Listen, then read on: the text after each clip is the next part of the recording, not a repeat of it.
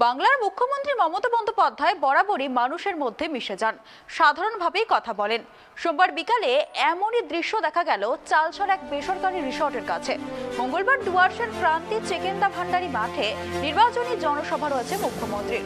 এই উপলক্ষে সোমবার বিকেলে কোচবিহার থেকে তিনি এসে পৌঁছান চালসায়।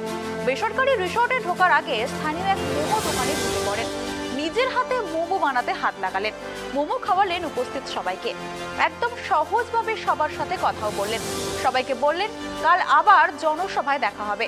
এরপর রিসর্টে চলে যান মুখ্যমন্ত্রী।